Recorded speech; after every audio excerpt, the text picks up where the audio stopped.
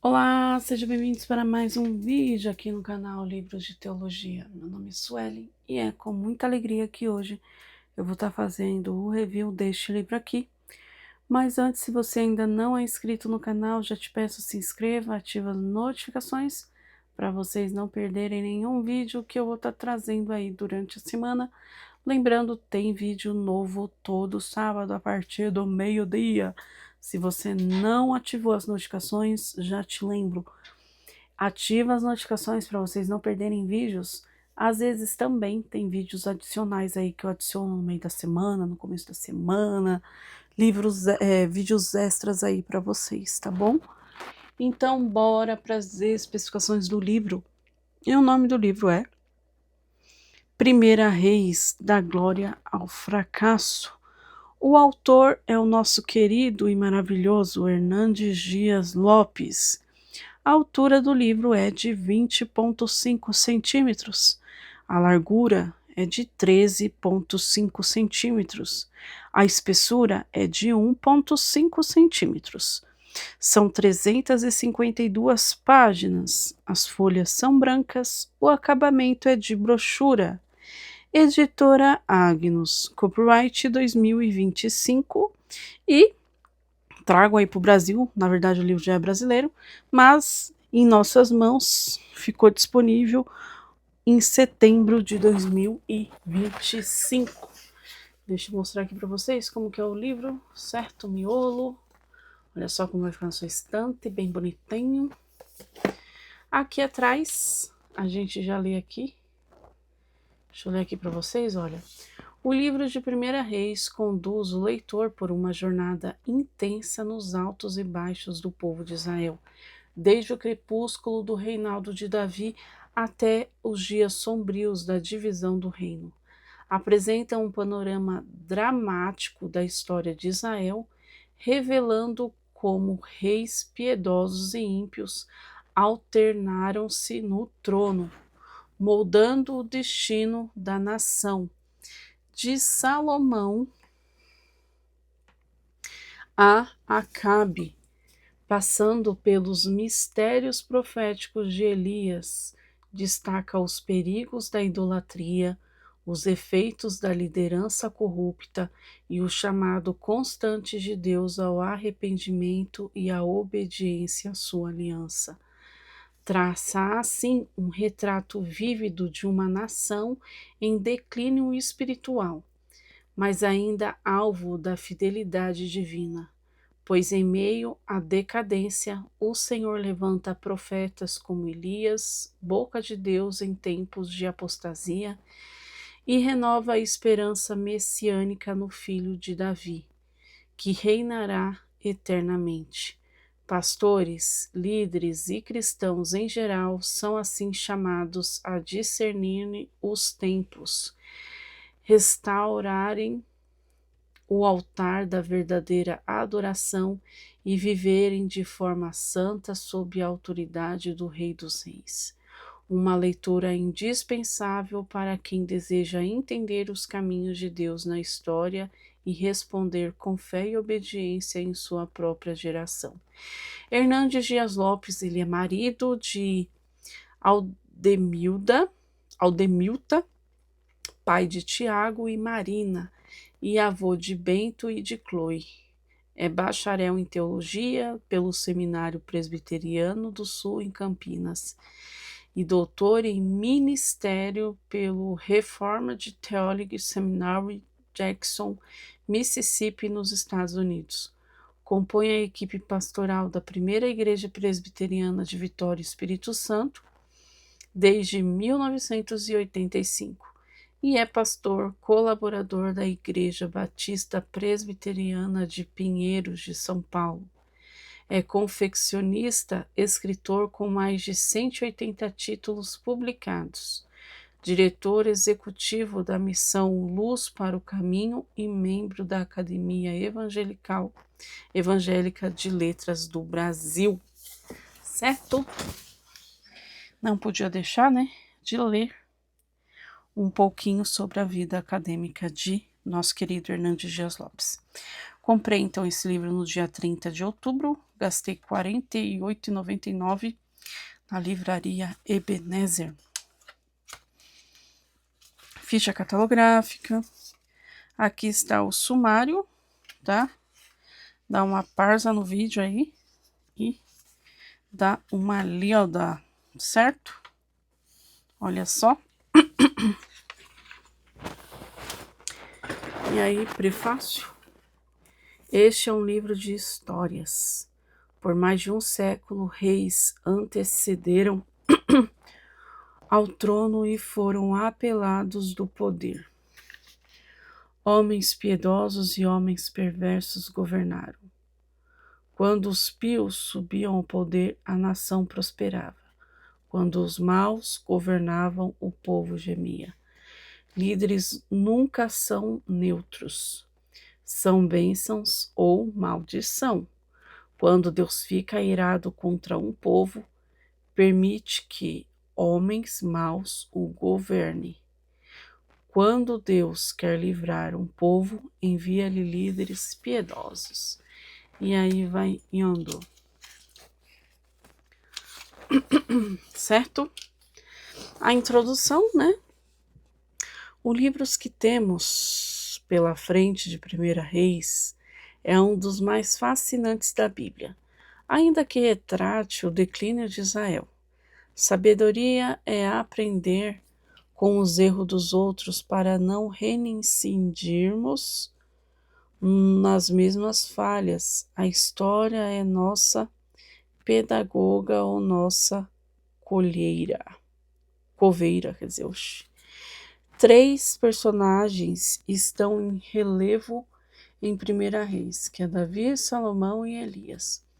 O livro retrata o final da vida de Davi, o mais importante rei de Israel, a ascensão e o fracasso de Salomão e o ministério poderoso de Elias. Nesta introdução, porém, vamos tratar de 1 e 2 Reis, pois no texto original eram um só. Tome Merida diz que a mensagem de 1 Reis é declínio e de 2 Reis é queda. A semente do declínio aparecem já no começo de 1 Reis e culminam com a queda do rei do norte e do sul. Os livros de 1 e 2 Reis tratam de adoração, palavra e fraqueza. Primeiro, Deus chamou o seu povo para adorá-lo de maneira exclusiva. Porém, esses 2 livros mostram como o povo de Deus se prostrou diante de outros deuses. Muito embora Salomão tenha exigido o grande templo de Jerusalém, ele mesmo caiu prisioneiro da idolatria. Segundo, Deus mostrou ao seu povo como viver de modo digno segundo sua palavra. Porém, os reis do povo se desviaram da maneira revelada de Deus. Se desviaram da verdade revelada de Deus, né? Finalmente, os livros de 1 e 2 Reis mostram a fraqueza dos líderes e dos liderados. Depois que a monarquia foi dividida, todos os reis do Reino do Norte caíram em idolatria. No Reino do Sul, houve um misto de reis piedosos, e reis idólatras. Ficava óbvio, portanto, que um novo rei era necessário. E aí vai indo, olha só, a unidade do livro, o autor do livro, a data em que foi escrito, os principais temas, Cristo no novo livro de Reis, e aí a gente já entra no capítulo 1, que vai aí falar um golpe de Estado. Este capítulo trata da velhice de Davi, da conspiração de Adonias e da coroação de Salomão ao trono de Israel. Veremos aqui o registro da luta pela sucessão acentuada pelo declínio físico de Davi. O rei Davi não teve refresco em seu governo, nem mesmo nos dias finais de sua vida. Enfrentou lutas externas e conflitos internos. Seus maiores problemas, entretanto, não vieram de fora, mas de dentro de sua própria casa. Contanto estava o seu leito de enfermidade, seu filho Adonias conspirou contra ele para tornar-lhes o trono, para tomar-lhes o trono, né? Wiersbe destaca que Adonias subestimou, entretanto, a resistência e a sabedoria do velho guerreiro e no final de seu orgulho custou-lhe a vida. Ele cometeu o erro de pensar que o pai não estava mais plenamente lúcido e resolveu, desse modo, interferir nos planos do rei. Em vez de demonstrar compaixão pelo pai, decidiu reivindicar o trono para si. Se conseguisse o apoio dos irmãos, de líderes do governo, dos sacerdotes e do exército, poderia dar um golpe de estado e tornar-se rei. Aqui, olha, o rei Davi, velho e doente, vai comentar aqui então o versículo 1 até o versículo 4. Aos 70 anos, Davi estava muito velho e doente, em péssimas condições de saúde. Ele estava velho e frio. Davi enfrentou duras lutas antes de ascender ao trono e grandes batalhas e conflitos depois que se tornou rei. Ele foi homem de guerra. Seus dias foram muito turbulentos. Os reveses da vida o fizeram envelhecer precocemente. O homem que matou leões e ursos para defender o seu rebanho, o homem que matou gigantes e conquistou cidades e reinos, o homem que gerou uma dinastia real e foi pai de muitos filhos, está agora fraco, velho e doente. Essa é a realidade da vida. Os anos chegam e passam a nós voando. O vigor da juventude se esvaia. A velhice chega e a morte se torna inevitável. Não bastasse a velhice com o seu natural enfraquecimento, Davi ainda ficou prostrado no leito real, com hipotermia radical. Pijamas quentes e cobertores não eram suficientes para aquecê-lo. Providenciaram-lhe uma bela jovem, Abisag, sulamita, para aquecê-los, servindo-lhe de acompanhante, enfermeira e concubina. Davi não a possuiu, estava velho demais, fraco demais para os prazeres sexuais. Seu sangue não fervia mais. Nas palavras de Filipe, a impotência sexual de Davi demonstra que ele havia perdido a vitalidade e a virilidade. Donald diz que o uso de uma jovem para restaurar o calor do corpo era uma prática médica antiga, segundo os escritos de Flávio Joséfo. Concordo, porém, com Dali. Não podemos sequer ter certeza se a terapia de calor administrada pela formidável Abisag foi considerada eficaz.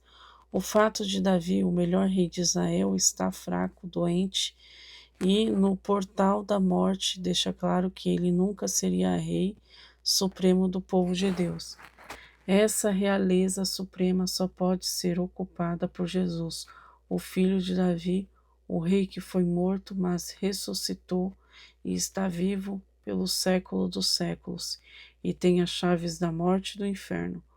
Concordo com Filipe quando diz: Jesus nunca sentirá o frio da velhice, mas permanecerá em plena posse de seus poderes divinos por toda a eternidade. O apóstolo Pedro coloca essa verdade assim: irmãos, seja-me permitido dizer claramente a respeito do patriarca Davi, que ele morreu e foi sepultado, e o seu túmulo permanece entre nós até hoje.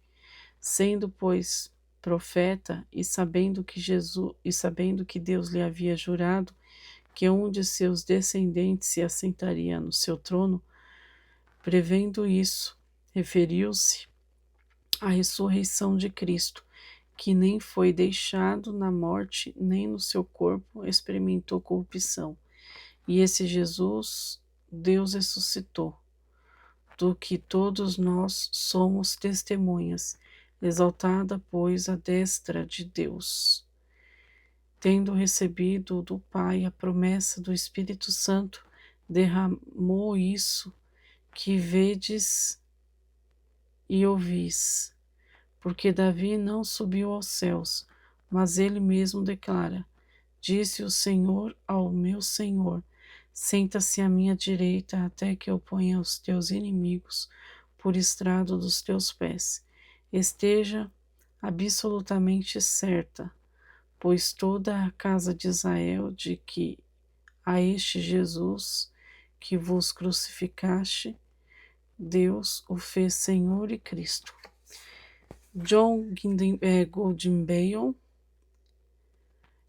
destaca que Adonias e seus apoiadores podiam argumentar que, em virtude da visível debilidade física de Davi, nestas circunstâncias ainda precisava adotar uma ação decisiva em vez de largar a nação à mercê desse vácuo de líderes. Adonias candidata-se a ser essa pessoa, porém Davi estava frágil fisicamente, mas não mental e espiritualmente. Ele ainda teve fibra moral e espiritual para colocar o carro dos trilhos a fazer a sucessão de seu governo. Tony Merida fala sobre Davi e Martin Lloyd-Jones, que no leito da morte, sem poder fazer o que estava acostumado a fazer, vitimado por um câncer, afirmou: nosso maior perigo é viver fundamentado em nossas atividades. O último teste para um pregador é que ele sente quando não pode mais pregar. Nosso relacionamento com Deus é que nos dá o supremo prazer. Davi estava prestes a morrer, mas estava com vigor espiritual para conseguir os destinos do reino. E aí vai indo, certo? Indo mais adiante, meus queridos, olha, tem muita coisa aqui, tá? Para ver, capítulo 9, o reinado de Salomão, certo? No capítulo 21, que eu acredito que já é o último, semeando o vento e colhendo tempestade. Depois, no final de cada capítulo, já tem um pouquinho da bibliografia. E no final já tem a bibliografia final. Certo? Então este é mais um review. Eu espero muito que vocês tenham gostado desse review. Se você ainda não é inscrito no canal, já te peço, se inscreva, ativa as notificações para você não perder nenhum vídeo. Se você é mulher, já peço para vocês nos seguirem lá no canal Mulher e Teologia. Não tem vídeo agora, mas futuramente vou estar postando vídeos relacionados à mulher, a dicas de leitura de livros para mulheres. Certo? Deus abençoe a todos e tchau!